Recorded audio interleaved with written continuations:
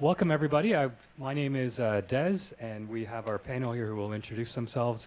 And we had a plan, and we met about 15, 20 minutes ago, completely threw the plan out the window, and decided to do something completely different.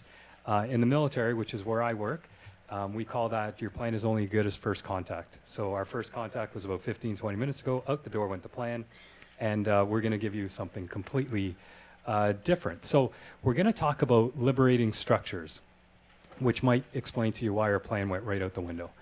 When I tried to think about liberating structures within the military, it's really hard because we're very structured. But I thought about the way my dad does things. So if we were going to go on vacation with my dad, he planned everything. He knew where we were going. We were getting in the car at this time. We're stopping at this place for lunch, and we got to our destination, and then we were doing X, Y, and Z. Completely the opposite in how I do things with my kids. And we just planned a vacation to Florida, and the vacation planning was my wife and I booked the flights out and back, and then we sat down and said, what does everybody want to do?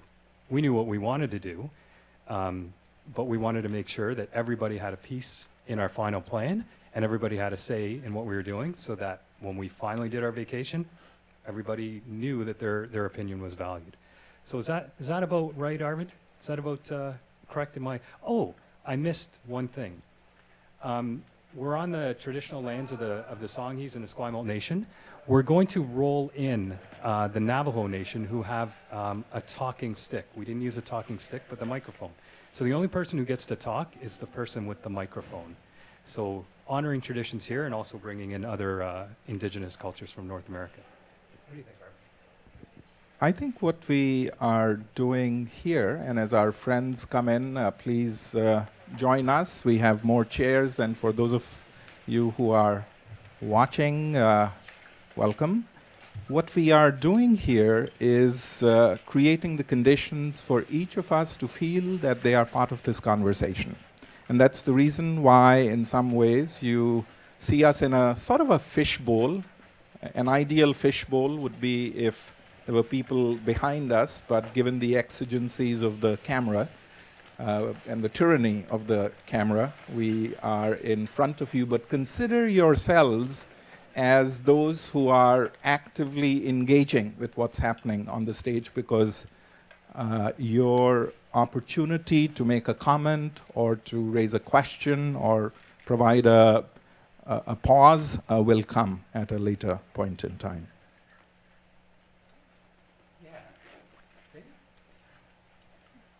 I just wanted to take this a little bit, from the context that we had a plan, and we basically, just upon meeting, liberated ourselves from having that structure and make it a little bit more free-flowing, and it takes it back to the context within a classroom and what that might mean for students within a classroom, especially that we have people that have different learning needs, and just giving them that liberation to take it, a little bit further, to be able to express in a different dynamic from where a teacher is up front and the students are the ones sitting and taking that a little step further, even more within group projects, where a lot of times there are certain individuals within a group project that are not able to really speak up or state an opinion or an idea that they might have, but making it in a way where it's a little bit more informal, and to release that structure might loosen them up to express their opinions and to have a voice.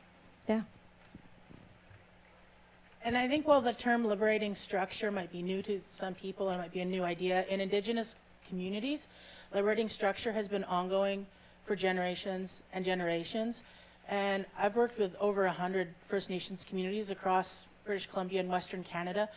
And one thing that's very interesting is that community events or ceremonies, every single person who wants to speak is given the microphone. They're given the floor.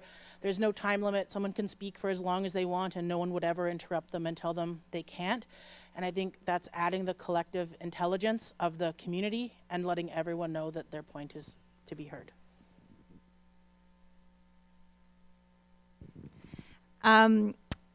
So my name's Natasha. I don't know if we did introductions. Can't even can't even remember that far back. that's sort of the lens that I wanted to take to this concept of liberating structures. I sit on 3 different not-for-profit board of directors, and with one of them, it's for a particularly vital but very small organization within Canada's theatre community, and it's called Playwrights Theatre Society, Theatre Centre. I should have known that. Playwrights Theatre Centre, and it's focusing on the work of the playwright. So the person who's actually writing the plays and productions to get them up on stage. So it's fostering those playwrights throughout the creative process, testing their works, and then allowing, giving them a forum with which they can ultimately get their work onto stages across Canada. So the funding model within Canada for arts organizations, particularly within theatre, is very much one focused on production, so putting concepts on stages, and that's just not something that this particular organization does. It's more throughout the process of creating plays. And so funding is always an issue for our organization, and we're having to take a sort of new look and new bend on how we're going to get money to keep this organization sustaining itself. So we, as the board of directors, there's myself and 11 other people on this board, have been called upon in ways that aren't traditionally seen in not-for-profit boards, and we're using what I now know to be a framework of social network webbing. So it's looking at how each of us as board members can bring it, and it's not about us making financial contributions to the organization. They greatly appreciate and accept it when we do, but it's more so about looking at within our social networks and our social webs, how can we leverage that a little bit to think about broadening the scope of the organization and think about bringing new contacts in who they themselves, again, might not be from a financial, like a fiscal benefit to the organization, but more so as a point of contact who's going to further the knowledge about the organization within the arts community in Vancouver, because that's where it's located, the headquarters, but then also across Canada as the whole. So it's sort of we've sort of reinvented the typical role of board of directors to sit on a panel, pass motions, yes, sort of be warm bodies, and more so engage ourselves and engage within the community that we're serving, and think about broadening that scope to other members of other communities who may have an interest in what we as an organization do, but may not know about us. And then, so it's sort of a win-win in that situation, just trying to look at it through different angles. So what I find really interesting, one, is boardrooms to classrooms, which is kind of what we talked about. And the way we're starting to learn is exactly the opposite of where we want to finish, right? We're in a class and we've got, Zainab's my teacher, and I'm sitting there and I'm like, right, you know everything, and I'm just writing it down without listening to what I have to say. But yet, if we go way beyond that, we're Charlotte pointing out that this way of learning has been around for thousands of years. And it's only now that we start to expand our minds maybe a little bit beyond the way we've traditionally learned, that we go, oh, there's so much other possibilities out there. How come I just had a closed mind? And perhaps it's because that's how we started our learning. Is there, I don't know, is there another way for us to learn? Is that boardroom idea that we're kind of doing a little bit here? If I think about when I do my small meetings before we go into the big meeting, and we come up with the best idea, this is actually what we're doing here. How do we do that routinely when our structures are built not to do that? Thoughts? I think one thing I find very interesting here at Royal Roads is a lot of the faculty has mentioned that everyone in the classroom has a lot of expertise in areas that the teachers don't have. So the faculty is here to support us and learn from us as well. So I think that that's a great example of Royal Roads liberating structures. So some of you may be asking, what are liberating structures?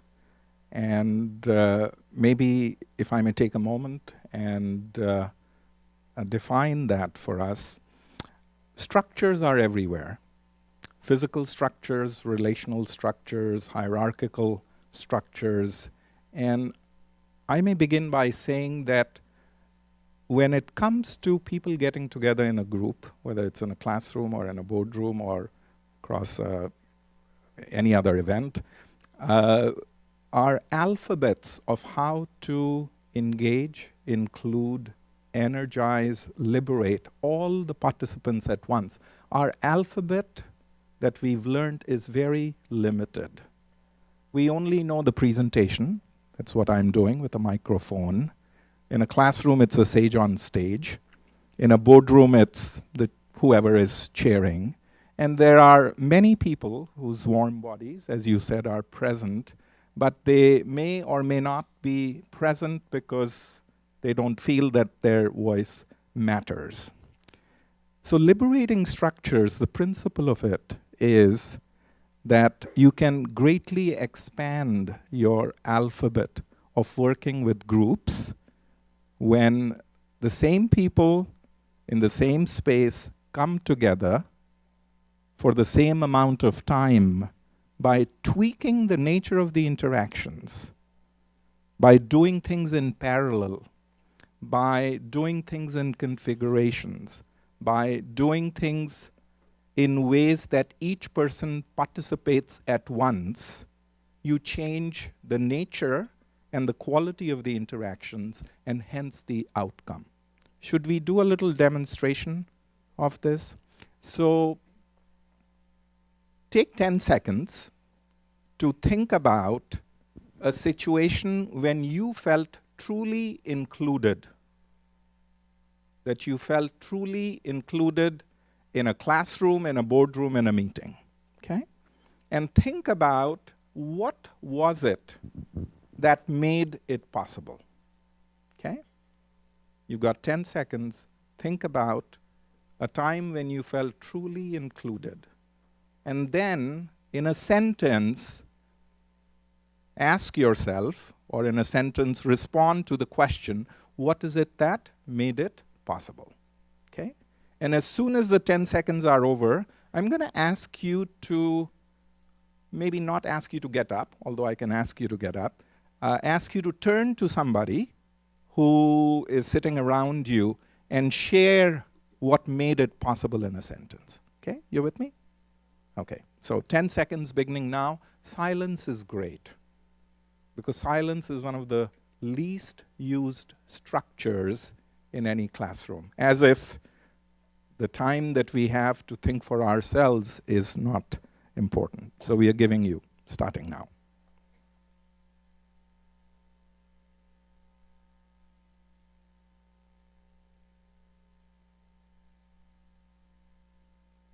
Terrific. Turn to somebody and share that one sentence. And you've got a total of 20 seconds.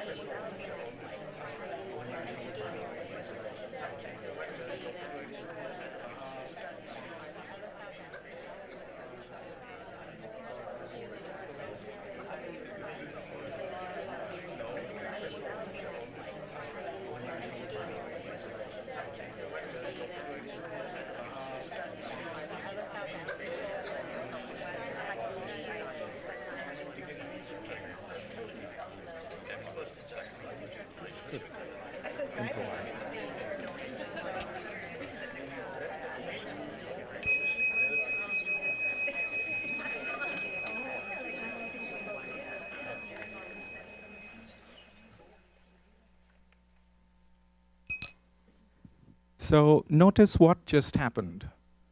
We took 30 seconds and created the conditions for each one of you at the same time to become included and engaged in a discussion of what is it that makes us feel included. So here's the second part to it, if I may. What is it that you heard? I'm not that interested at the present moment in what is it that you said. Because if you said something of value, perhaps somebody heard it and it stuck. So I'm opening this to any of you here, and I think we have a microphone. Would a few of you, maybe 3, 4 of you, very quickly in a sentence, tell us what is it that you heard with respect to what makes inclusion possible?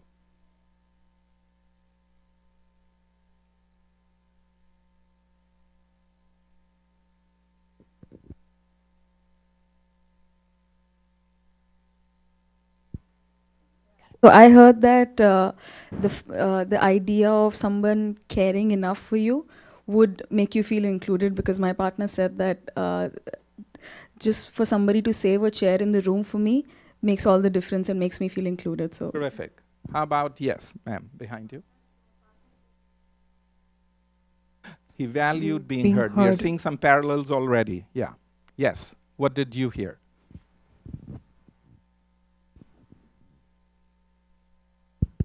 Thank you.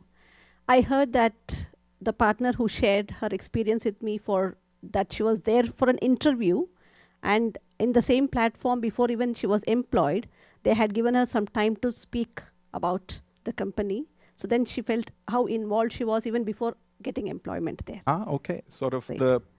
the preface is important. How you set up the initial conditions are important. Let's do one more. Yes. Right here. What I heard was that there was a presence of trust. So if we were doing a class, let's say, and I'm a professor, and I have my notes and all the books that I've read about how do you create inclusion, I can go ahead and spend the entire class being the sage on stage and lecture, right? And that's, then you're sitting there as a warm body taking notes. Or I could do a version of what it is that you experienced. I can ask each one of you at the same time, can you think of a moment when you felt included?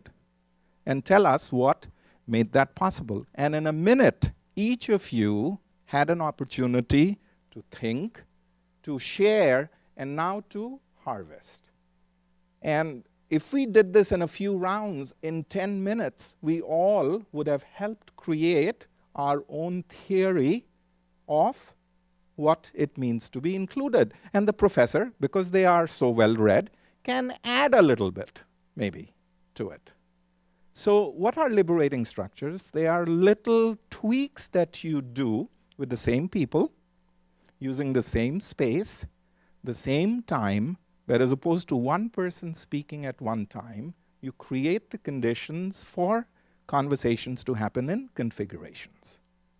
So if you contrast a professor giving you a lecture on what it means and the conditions under which one is included, the person is talking for a certain amount of time, and they are the only one who are talking, and the invitation to you is, please shut up and listen. And please don't interrupt until I get to my 12th slide, because, or if you have a question, yeah, let's hear it now. Whereas in the other case, each person is involved, and they are involved at the same time, and each person gets the same time. Yeah? So we said in groups of 2, in a dyad, and you had a sentence. Now these are all little structures. A sentence is a structure. In a group of 2, that's a structure. So this is learning another alphabet to take the same people, the same resources, the same space, the same time, and to create the conditions for every person to be included. So when we say liberating structures, there are 30 plus little structures we've created whereby which any classroom, any boardroom can be transformed, and they are transformed because you're changing the nature and the quality of the interactions that are happening among participants. And when you change the nature and the quality of the interactions that happen among participants, by very definition, you change the nature of the outcome. where you feel included, you feel engaged, you feel my voice matters, you feel I too helped contribute to our understanding of what makes inclusion possible. Yeah? Took a little more time. But in 5 minutes, maybe you experienced a liberating structure, because liberating structures are also about self-discovery. Socrates would say that what we learn best is what we self-discover, not what we hear or not what we write. So by inviting people, you create the conditions for people to self-discover through engagement and participation. What is it that they, at the present time, know about the invitation that's been extended to them? As we're making it up as we go along. That's what we're doing. So we talked earlier. Actually, I'm just going to take a moment so you hear it. I'm going to share, if you're okay with that, Charla.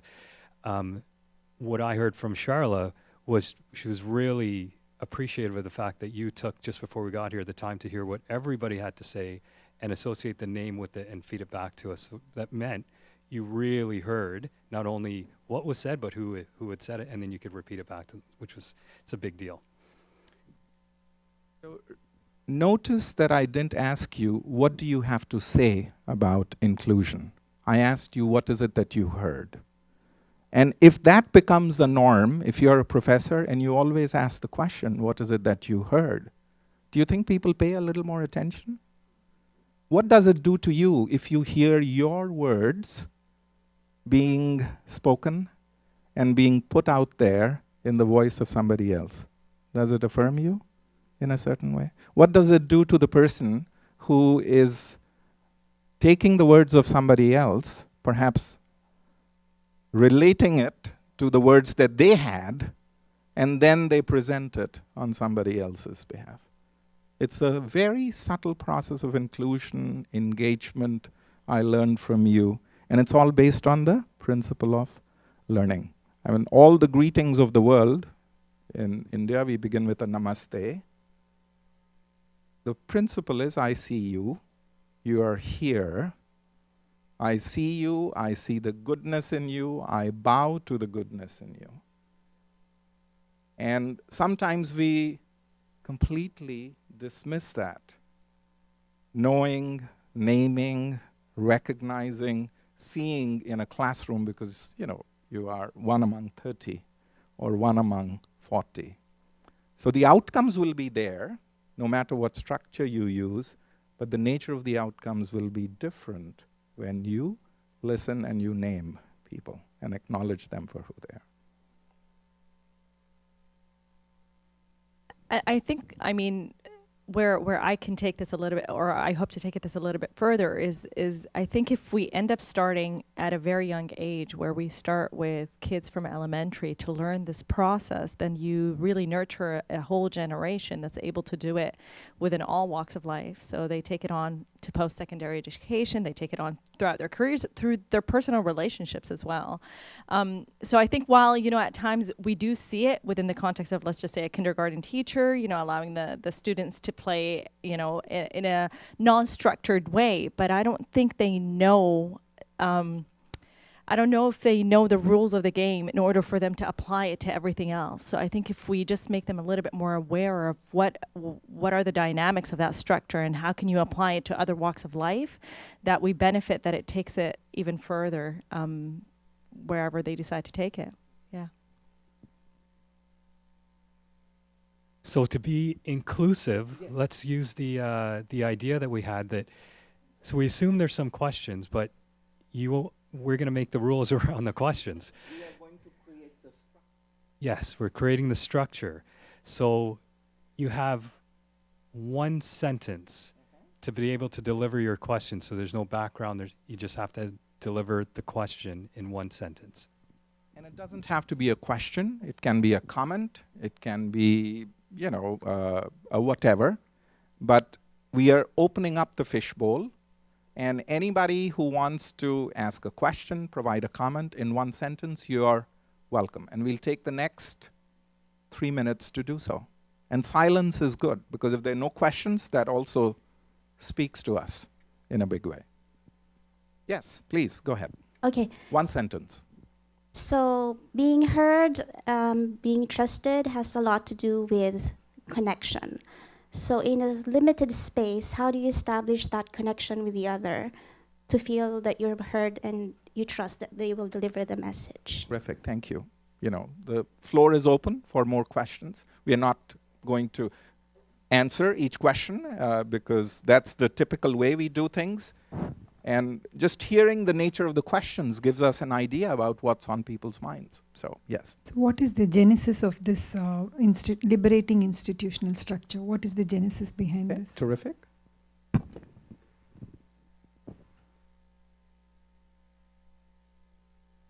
So, how do you deal with the risk of wrong translation in sharing someone else's story? Terrific.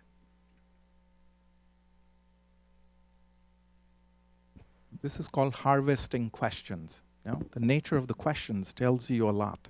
Oh, this is not my question. She asked me this question when you told us to discuss. Terrific. Can you ever truly be included? Like, you can be kind of included, but can you ever really be truly included? Sometimes the answers are there in the questions if you listen carefully. So,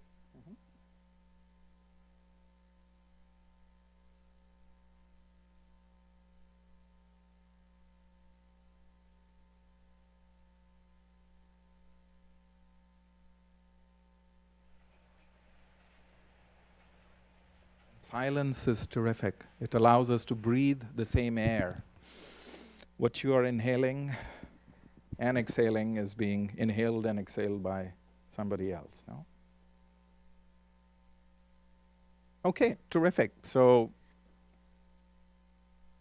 I think just to touch base about could we ever be completely included, I think it's the meaning of, or a personal translation of what does it mean to be included. And it's if your meaning or definition of being included is a spectrum of different criteria in order for you to get that consensus. Well, it's not going to be the same for everybody else. So I think the meaning of being included is within the person themselves. And to add that, I think if we change the structure of the way we do the meeting to include everybody, I think then everybody's going to be included. It's by nature. I think it's also important to surround yourself in whatever capacity with people who have the want to include you, and to in a forum where you feel comfortable to voice, for lack of a less trite word, your true self, to be able to move forward with that.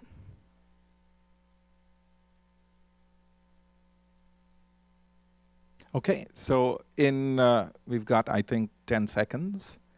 There is a simple principle undergirding the practice of liberating structures, and that is nothing about me without me. There's something very innate in human beings that when we are told, especially if it's a parent, looking at you, Des, who tells you this is what we're going to do, or this is the way it should be, there's a sort of an immune response that we have, which is like, we may nod and, yeah, but we truly know. Or if a professor tells you.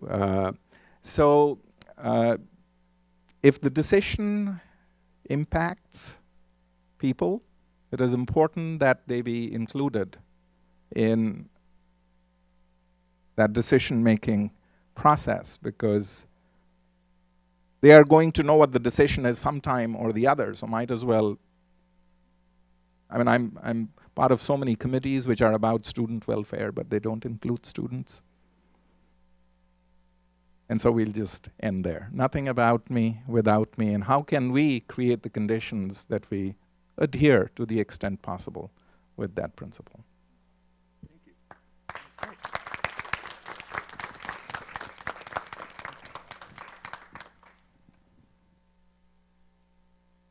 So I think that is it. And we're going to finish the meeting just like that. Thank you.